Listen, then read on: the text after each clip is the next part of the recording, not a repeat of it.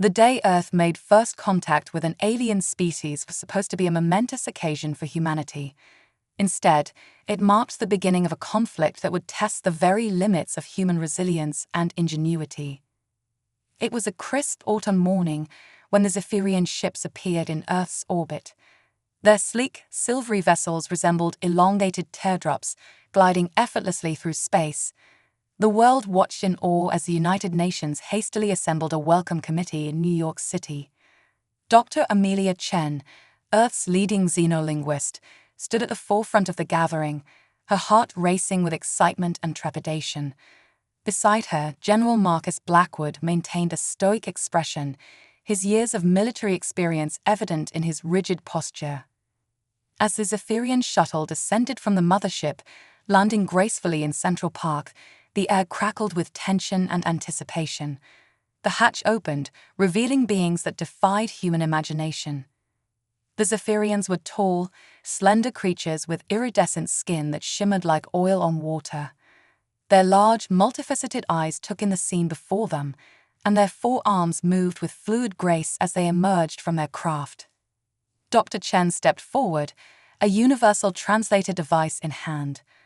"Welcome to Earth," she said, her voice steady despite her nerves.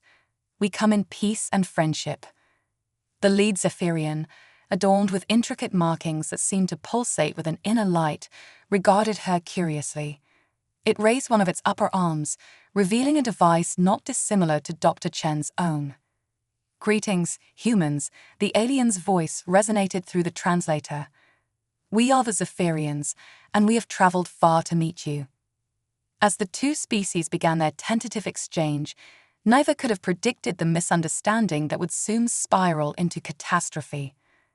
Over the next few weeks, cultural exchanges took place across the globe. Zephyrian delegations visited major cities, and human scientists were granted limited access to their ships. The aliens seemed particularly interested in Earth's biodiversity, especially the variety of plant life. Dr. Chen worked tirelessly to improve communication between the two species, but something about the Zephyrians' demeanor troubled her. They were polite, yet oddly detached, as if they were merely going through the motions of diplomacy. General Blackwood shared her concerns. "They're holding something back," he confided to her one evening. "I can feel it in my gut." Their suspicions were confirmed when reports began trickling in from various corners of the globe. Strange illnesses were cropping up in areas where the Zephyrians had visited. Plants withered inexplicably, and animals exhibited unusual behaviors. Dr. Chen and her team worked frantically to decipher more of the Zephyrian language, hoping to find answers. It was during one of these late-night sessions that she made a chilling discovery. "Oh my God," she whispered, her face pale as she stared at her computer screen. "What is it?" her assistant, Jake, asked, leaning over her shoulder. "They're not here for friendship," Dr. Chen said, her voice shaking. "They're surveying us. Earth is nothing more than a potential colony to them, and we're just in the way." As if on cue, alarms blared throughout the research facility. Outside, the night sky lit up with an eerie green glow as hundreds of Zephyrian ships descended from orbit. General Blackwood's voice crackled over the emergency broadcast system. "This is not a drill. We are under attack. I repeat, Earth is under attack." Dr. Chen rushed to the window, watching in horror as Zephyrian vessels unleashed beams of energy that scorched the Earth below. The ground trembled, and in the distance, she could hear the panic-stricken screams of people fleeing for their lives. "We have to warn everyone," she said, turning to Jake. "We need to tell them what we've learned about the Zephyrians." As they raced from the building, dodging debris and helping others to safety, Dr. Chen couldn't help but think about how quickly everything had changed. Just hours ago, they had been excitedly decoding alien languages. Now they were running for their lives. The Zephyrian invasion had begun, and humanity found itself woefully unprepared. But as cities burned and governments scrambled to mount a defense, something stirred within the human spirit. A determination, a refusal to go quietly into the night. For Dr. Amelia Chen, General Marcus Blackwood, and billions of others around the world, this was not the end. It was the beginning of a fight for survival that would reveal the true strength of humanity. As the first part of their story came to a close, the future remained uncertain. But one thing was clear: humanity would not surrender without a fight. The Zephyrians had gravely underestimated the species they sought to conquer, and they were about to learn just how wrong they were. In the chaos following the initial Zephyrian assault, humanity struggled to comprehend the sudden turn of events. Cities lay in ruins, governments were in disarray, and the death toll climbed by the hour. Amidst this turmoil, Dr. Amelia Chen and General Marcus Blackwood found themselves at the heart of Earth's fledgling resistance. Hidden deep within a hastily established underground bunker, Dr. Chen pored over her translations, searching for any information that might give humanity an edge. Her eyes were bloodshot from lack of sleep, her normally neat appearance disheveled.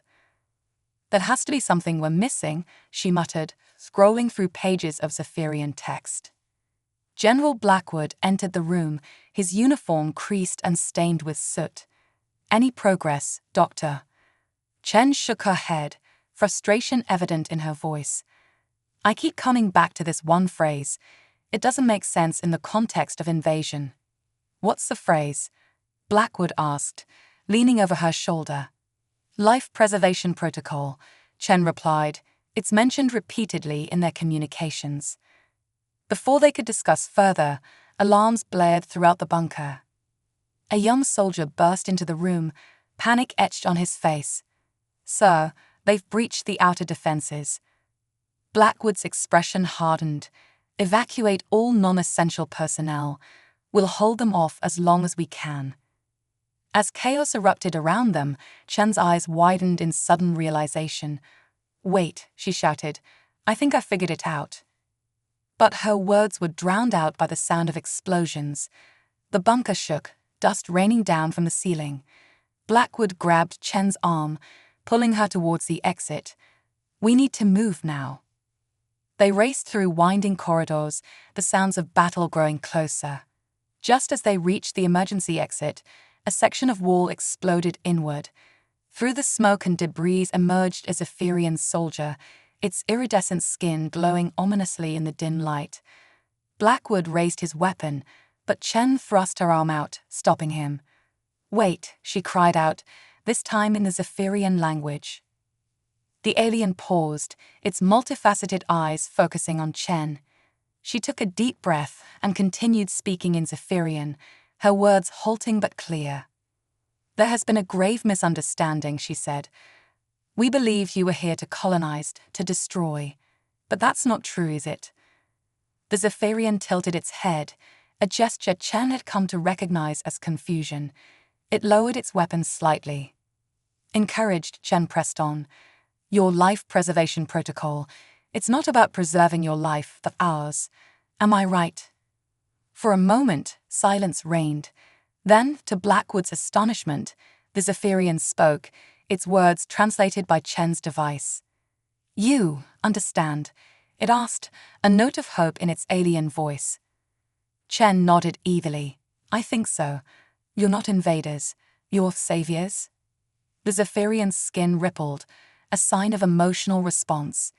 "Yes, your world, dying. We come to save." As Chen translated for Blackwood, the general's expression shifted from disbelief to dawning comprehension. "My God," he whispered, "we've been fighting the wrong war." Over the next few hours, as battles raged across the globe, Chen and Blackwood worked frantically to spread the truth. The Zephyrians hadn't come to conquer Earth. They had come to save it. Their advanced technology had detected a catastrophic event in Earth's near future, a massive solar flare that would devastate the planet's biosphere. The strange illnesses, the withering plants, all were side effects of the Zephyrians' attempts to strengthen Earth's magnetic field and prepare its ecosystem for the coming storm. But in their haste and alien perspective, they had failed to communicate their intentions clearly, leading to the devastating misunderstanding. As the truth spread, battles gradually ceased. Zephyrian ships, once seen as harbingers of doom, now worked alongside human forces to quell fires and rescue survivors. The sight of four armed aliens helping to pull children from rubble became a powerful symbol of the new alliance.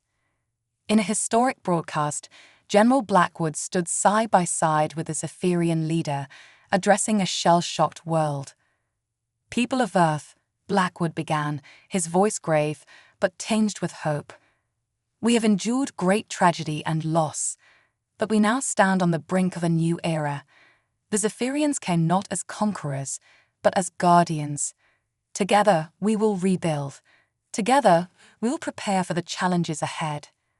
As the broadcast concluded, Dr. Chen couldn't help but feel a mix of emotions: relief at the end of hostilities, grief for the lives lost in the misunderstanding, and anxiety about the looming threat to Earth. But above all, she felt a surge of determination. Humanity had survived its first contact with an alien species. They had fought, suffered, and ultimately found common ground. Now they faced an even greater challenge: preparing for a natural disaster of unprecedented scale. As she watched humans and Zephyrians working side by side in the rubble-strewn streets, Chen realized that this misunderstanding, tragic as it was, had revealed something crucial about humanity. In the face of destruction, they had shown resilience, adaptability, and an unwavering will to survive. The road ahead would be difficult, but Chen was certain of one thing: humanity was ready to face whatever the universe had in store. The Zephyrians had thought wrong about humans once. She was determined to show them just how wrong they could be. In the months following the revelation of the Zephyrians' true intentions, Earth underwent a transformation unlike any in its history. The initial relief at avoiding interstellar war quickly gave way to a new, more insidious fear: the impending solar catastrophe that threatened to end all life on the planet. Dr. Amelia Chen found herself at the forefront of this new challenge, working tirelessly alongside Zephyrian scientists to develop solutions. The underground bunker that had once served as a military command center was now a hub of scientific collaboration. The magnetic field amplifiers are holding steady.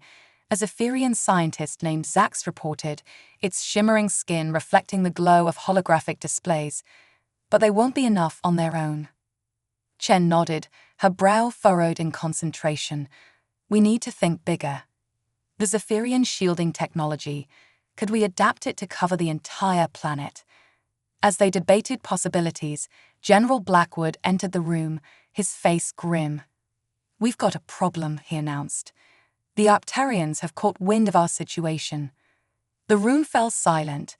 The Arcturians were a notoriously aggressive species that the Zephyrians had warned them about, opportunistic conquerors who preyed on vulnerable civilizations. "How bad is it?" Chen asked, dreading the answer. Blackwood's jaw clenched. "Bad. They're amassing a fleet at the edge of our solar system. Intelligence suggests they plan to strike before the solar event, while we're still vulnerable." The news sent shockwaves through the scientific community. Humanity now faced a two-front war, one against nature and one against an alien armada. In the days that followed, the world mobilized on a scale never before seen. Former enemies set aside their differences, pooling resources and manpower. The Zephyrians shared their advanced technology, and human ingenuity found new ways to adapt and improve upon it. Massive space elevators began to rise from strategic points around the globe, reaching into low Earth orbit. These would serve as the anchor points for the planetary shield, humanity's last line of defense against both the solar flare and potential Arcturian attacks. But not everyone was convinced of the alien threat. Conspiracy theories spread like wildfire, claiming that the Zephyrians and the government were lying about the Arcturians to maintain control. Chen found herself addressing a crowd of skeptics outside the new United Nations headquarters in Geneva. "I understand your doubts," she said, her voice amplified over the murmur of the crowd. "But I've seen the evidence with my own eyes. The threat is real, and we must stand united." As she spoke, the sky lit up with a brilliant flash. The crowd gasped, many ducking instinctively. But it wasn't an attack. It was a test of the new orbital defense grid, a network of satellites designed to intercept incoming threats. The display seemed to quell some of the doubts, but Chen knew that words alone wouldn't be enough. Humanity needed hope, a symbol to rally behind. That symbol came in the form of Project Phoenix, a joint human-Zephyrian initiative to create a fleet of ships capable of evacuating a significant portion of Earth's population if all else failed. The project captured the world's imagination, representing both the terrifying possibility of losing their home and the unwavering determination to survive. As the first Phoenix ship took shape in orbit, visible to the naked eye as a bright point of light moving across the night sky, a sense of pride and purpose swept across the globe. Millions volunteered for training programs, determined to contribute in any way they could. General Blackwood oversaw the formation of Earth's first true space navy, a collection of hastily retrofitted vessels armed with Zephyrian weapons. "We're not just fighting for our survival," he told the first group of recruits. "We're fighting for our right to exist in this universe, to show these Arcturians and anyone else out there that humanity is not to be trifled with." The training was brutal, combining traditional military discipline with crash courses in advanced alien technology. Many washed out, but those who remained were forged into a fighting force unlike any in human history. As the deadline approached, tension mounted. The Arcturian fleet grew larger by the day, their ships now clearly visible through Earth's most powerful telescopes. The solar activity was increasing, with coronal mass ejections becoming more frequent and intense. In a private moment, Chen confided in Blackwood, "Do you think we can do this? Fight off an alien invasion and survive a solar apocalypse?" Blackwood was quiet for a moment, gazing out at the bustling activity of the command center. Finally, he turned to her, a fierce determination in his eyes. "Doctor, in the past year, I've seen humanity accomplish things I never thought possible. We've united our planet, mastered alien technologies, and prepared for threats beyond our wildest imaginations. If any species can pull off this impossible task, it's us." Chen nodded, feeling a renewed sense of purpose. They had come so far, overcome so much. The real test was yet to come, but as she looked around at the humans and Zephyrians working side by side, she felt a glimmer of hope. The Arcturians thought they were attacking a vulnerable, primitive species. The solar flare threatened to scorch the Earth clean of life. But humanity had a message for the universe. "We will not go quietly. We will rage against the dying of the light. We will survive." As the first waves of the solar storm began to buffet Earth's enhanced magnetic field, and as the Arcturian fleet began its final approach, humanity stood ready. The greatest battle in the history of our species was about to begin, and the fate of Earth hung in the balance. As Earth braced for the dual threats of the Arcturian invasion and the impending solar catastrophe, an unexpected development would once again alter the course of human history. Dr. Amelia Chen was in the middle of a tense strategy meeting with General Blackwood and the Zephyrian High Command when an aide burst into the room, his face a mixture of excitement and disbelief. "Sir, ma'am," he panted, "you need to see this." They rushed to the control room, where a massive view screen dominated the wall. On it, a new fleet of ships had appeared at the edge of the solar system, directly behind the Arcturian armada. "More hostiles?" Blackwood asked, his voice tight with concern. Chen squinted at the screen, her eyes widening in recognition. "No," she breathed. "Those are Kraxan ships." The room erupted in murmurs. The Kraxans were a species known for their isolationist policies and advanced technology. They had rebuffed all previous attempts at contact by both humans and Zephyrians. Before anyone could speculate further, a transmission came through. The screen filled with the image of a Kraxan, a being that resembled a cross between an earth octopus and a suit of medieval armor, its metallic tentacles weaving complex patterns as it spoke. "People of Earth," the Kraxan's words were translated in real time. "We are the Kraxan Collective. We have observed your struggle and your determination. We come to offer our assistance." The room fell silent, shock evident on every face. human and Zephyrian alike. Chen stepped forward, her diplomatic instincts kicking in. "We welcome your assistance, Kraxin Collective, but I must ask, why now? Why help us?" The Kraxin's tentacles rippled, a gesture Chen interpreted as thoughtfulness. "For eons, we have watched the younger races, intervening only when absolutely necessary. But your species, you have shown a resilience and adaptability that we have rarely witnessed. You faced extinction twice over, yet you stand defiant. Such spirit deserves to survive." As the implications of this alliance sank in, the mood in the control room shifted from tension to cautious hope. The Kraxin's reputation for advanced technology was well known. With their help, Earth's chances of survival increased dramatically. Over the next few days, as the Arcturian fleet drew ever closer, a flurry of activity engulfed the planet. Kraxin ships joined the defensive line around Earth, their strange, spiral-shaped vessels a stark contrast to the sleek Zephyrian ships and the more utilitarian human crafts. Kraxin engineers worked alongside humans and Zephyrians, upgrading Earth's defenses with technology centuries beyond anything they had access to before. The planetary shield, once a desperate hope, now became a tangible reality. But it wasn't just their technology that the Kraxins brought. They shared strategic information about the Arcturians, their weaknesses, their battle tactics, their true numbers. Armed with this knowledge, General Blackwood and his team refined their battle plans, turning what once seemed like a suicide mission into a fighting chance. As the day of reckoning approached, Dr. Chen found herself aboard the flagship of Earth's defensive fleet, the ESS Phoenix. The ship hummed with nervous energy as final preparations were made. Standing on the bridge, Chen watched as the combined fleet of Earth, Zephyrian, and Kraxin ships moved into formation. It was a sight that would have been unimaginable just a year ago. 3 distinct species, united in common cause. General Blackwood's voice crackled over the comms, addressing the fleet. "Soldiers, sailors, pilots, humans, Zephyrians, Kraxins. Today, we face an enemy that thinks us weak, that sees our world as ripe for conquest.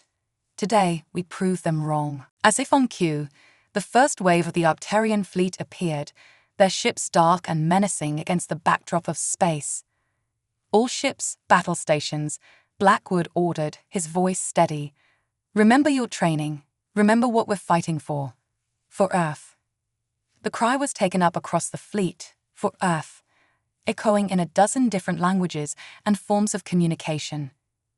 As the 2 fleets clashed in the space above Earth, the planet itself was enveloped in a shimmering dome of energy, the planetary shield activating just as the first tendrils of the solar storm reached them.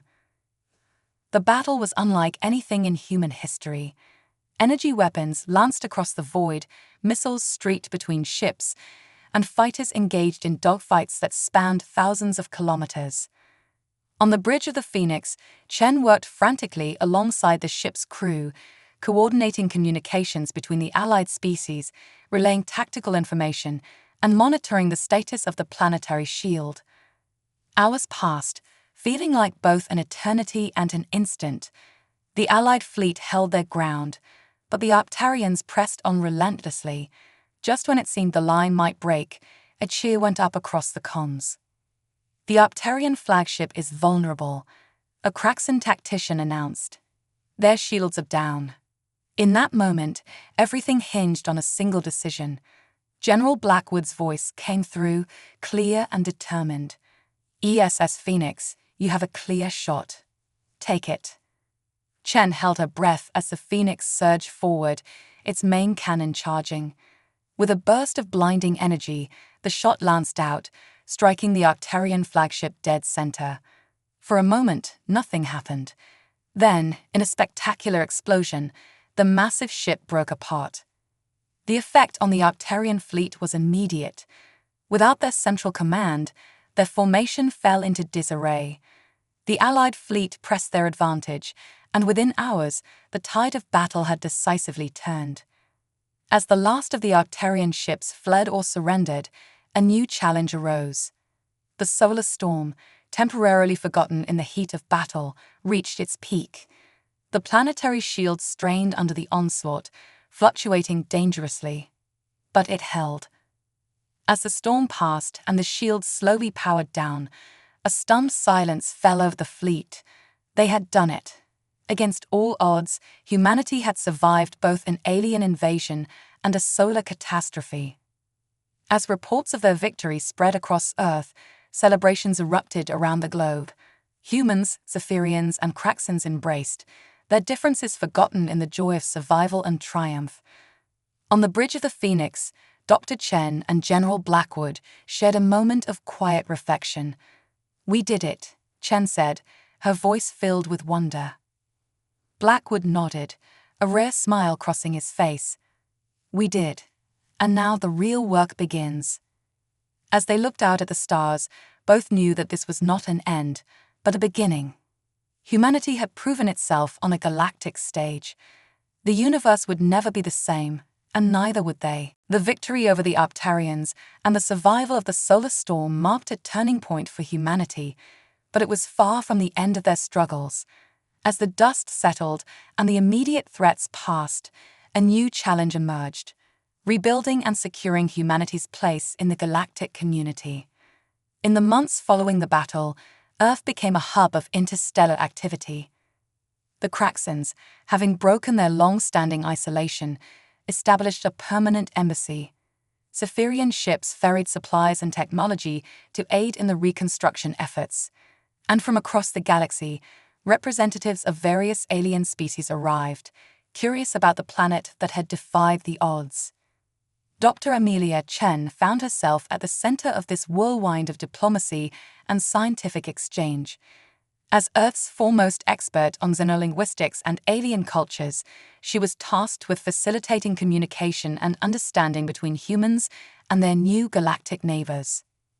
One morning, as she prepared for yet another round of meetings, she received an urgent summons from General Blackwood. Rushing to the newly constructed United Earth Defense Headquarters, she found the general in deep discussion with a holographic projection of a Kraxan diplomat. Dr. Chen, Blackwood greeted her, his face grave. "We have a situation." The Kraxan's tentacles writhed in agitation as it spoke. "Our long-range sensors have detected a massive energy signature approaching the outer reaches of your solar system. It bears the hallmarks of Arcturian technology, but on a scale we've never seen before." Chen's blood ran cold. "They're coming back, but we defeated them." "We defeated their invasion fleet," Blackwood corrected. This is something else entirely." Over the next few hours, as news of the approaching threat spread, Earth's fledgling interstellar alliance was put to the test. Emergency meetings were called, strategies debated, and resources mobilized. The Kraxans provided detailed scans of the approaching entity. It wasn't a fleet, but a single massive construct, a planet-sized weapon platform that dwarfed anything they had faced before. Its power readings were off the charts, capable of obliterating entire worlds with a single shot. "They mean to make an example of us," Chen realized, her voice barely above a whisper. "To show the galaxy what happens to those who defy the Arcturian Empire." As panic began to spread among Earth's population, it was clear that military might alone wouldn't be enough this time. They needed a plan, something unexpected that the Arcturians couldn't prepare for. It was during a late-night strategy session that Chen had an epiphany. "We've been thinking about this all wrong," she said, interrupting a heated debate between human and alien military leaders. "We can't outgun them, but maybe we can outsmart them." Her plan was audacious, bordering on insane. Using a combination of Zephyrian cloaking technology, Kraxan energy manipulation, and human ingenuity, they would attempt to hijack the Arcturian weapon platform and turn it against its masters. The plan required a small, elite team to infiltrate the platform as it entered the solar system. Chen, to everyone's surprise, volunteered to lead the linguistic and diplomatic component of the mission. "If there's any chance of communicating with the platform's AI or any non-Arcturian crew, we need to take it," she'd argued. General Blackwood, recognizing the logic, but hating the risk, reluctantly agreed. "But I'm coming with you," he insisted. "Someone needs to keep you scientists out of trouble." As Earth made its final preparations, a sense of déjà vu settled over the planet. Once again, they faced an existential threat. Once again, they were the underdogs. But this time, they weren't alone. The day of reckoning arrived with little fanfare. As the massive Arcturian construct entered the solar system, a small, nondescript ship detached from the ESS Phoenix. On board, Dr. Chen, General Blackwood, and a mixed team of human, Zephyrian, and Kraxan specialists prepared for the most important mission of their lives. Using the combined cloaking technologies, they approached the Arcturian platform undetected. Landing in a maintenance bay, the team split up, half to disable the weapon systems, half to find the central control room. Chen, Blackwood, and a Kraxan engineer named Zix made their way through twisting corridors, avoiding Arcturian patrols. The inside of the platform was a maze of advanced technology, much of it beyond even the Kraxans' understanding. As they neared the central control room, alarms blared. "Their presence had been detected. Looks like subtlety is out the window," Blackwood growled, readying his weapon. Time for Plan B. Plan B, as it turned out, involved a lot more running and shooting than Chen was comfortable with. But as they fought their way to the control room, she couldn't help but feel a sense of awe at how far they'd come. A year ago, she was a linguist in a lab. Now, she was in the heart of an alien superweapon, fighting for the survival of her species. They reached the control room, securing it after a fierce firefight. Chen immediately set to work, interfacing with the platform's systems using a combination of Kraxan tech and her own linguistic expertise. "I'm in," she announced after several tense minutes. "But there's a problem. The firing sequence has already been initiated. We can't stop it." Blackwood's face hardened. "Can you change the target?" Chen's fingers flew over the alien controls. "Yes, but, oh no." "What is it?" Blackwood demanded. "The only target I can set is the platform itself." A heavy silence fell over the room.